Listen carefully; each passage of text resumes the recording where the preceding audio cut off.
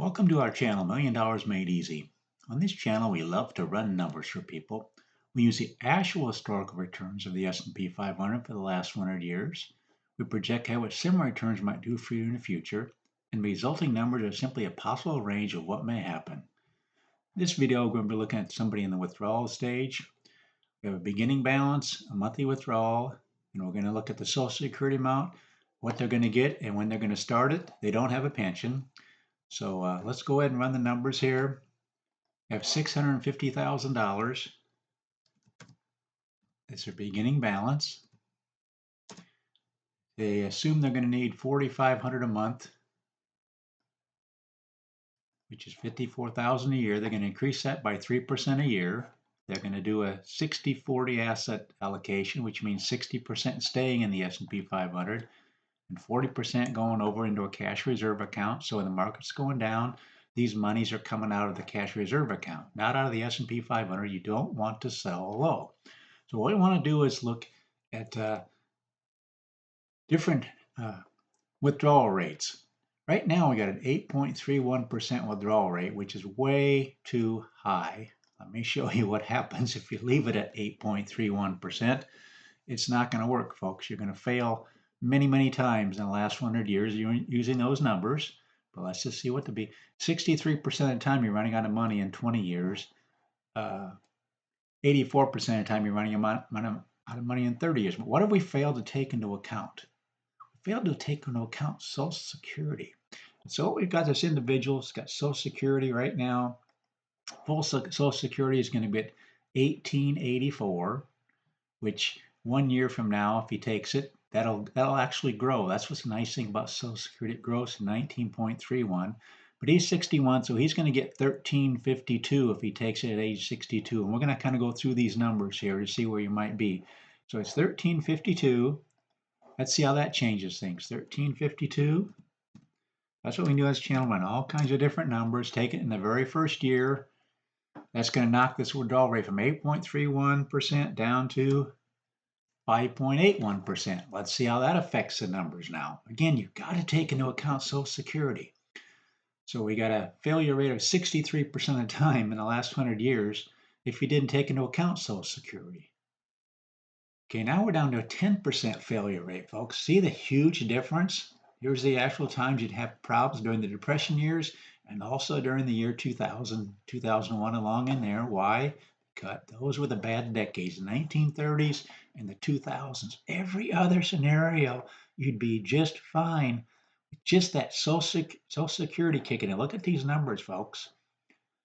Let's take it at age 65. That's going to be 4 years from now. So this full retirement age is 67. That's going to grow to 2080. But since he's taking it at 65, you're going to get 1803. But that's in the 4th year. So we're going to see if these numbers change any.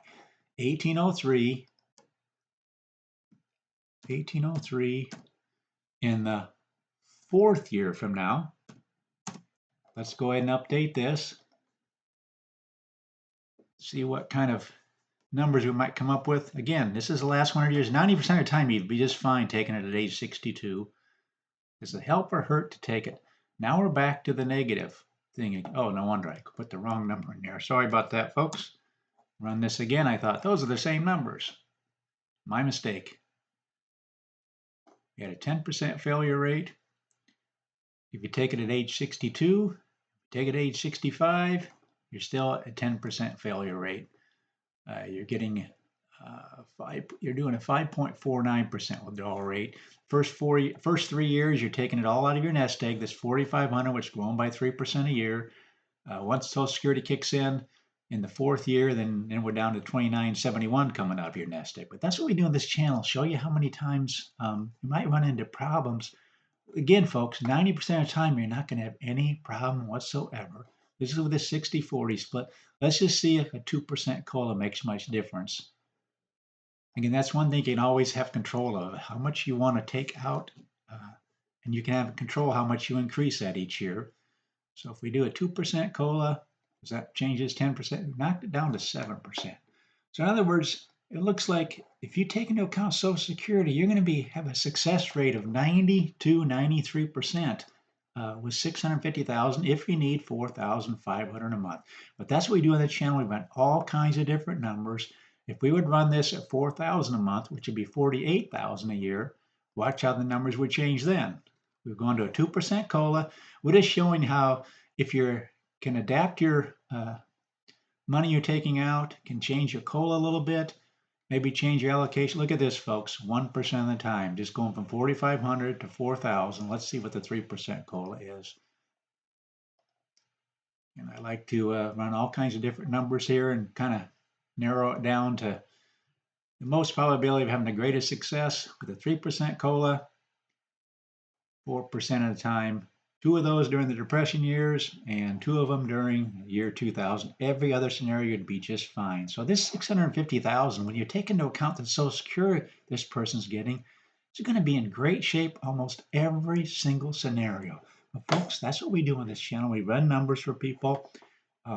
We'll run them for you. In this video, we look at the withdrawal stage. We also do the accumulation stage. But please consider subscribing to this channel. Let people know about this channel. Let them know there's a channel out there that will run numbers for them, both in the accumulation stage and the withdrawal stage. Thanks for watching.